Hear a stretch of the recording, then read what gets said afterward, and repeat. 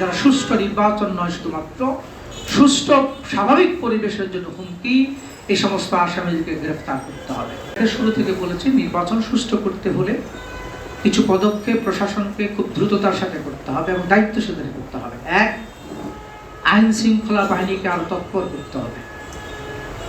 এখানে যে সকল অবৈধ অস্ত্র ইতিপূর্বে এখানে প্রবেশ করেছে এবং ব্যবহৃত হয়েছে, থানা লুটের মাধ্যমে অস্ত্রগুলো বেহাত হয়েছে, চুরি হয়েছে, এগুলোকে উদ্ধারের কার্যকরী পদক্ষেপ নিতে হবে।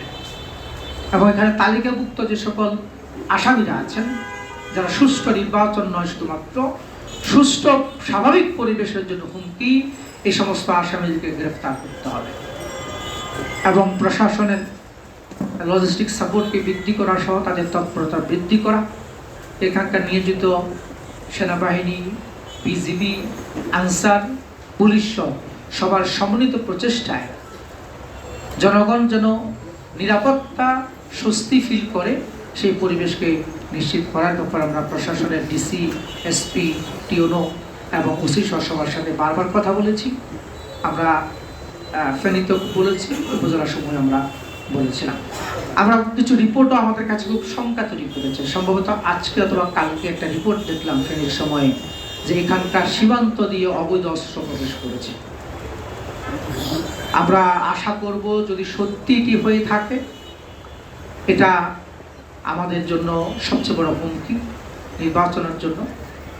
আমরা প্রশাসনকে এই ব্যাপারেও তদন্ত সাপেক্ষে পদক্ষেপ নেওয়ার জন্য, এর আগে যমুনা টিভিরও রিপোর্ট আমরা দেখেছি এখানকার অবৈধ অস্ত্রের ব্যাপারে, সন্ত্রাসীদের ব্যাপারে, যেগুলো আপনারাই প্রকাশ করেছেন, আপনারাই এখানে তুলে ধরেছেন। এর পাশাপাশি আমরা আজকে আমাদের নির্বাচনী সর্বশেষ জনসভা আছে। আমরা এই জনসভার মাধ্যমে আমাদের হয়তো প্রচার কার্যক্রমের সমাপ্তির দিকে যাব, সর্বশেষ সময় পর্যন্ত। এই জনসভায় আমরা আমাদের বক্তব্যকে, আমাদের এই জনগণকে, আমাদের যে প্রতিশ্রুতিগুলো আমরা উপস্থাপন করব, আমরা তুলে ধরবো ইনশাআল্লাহ।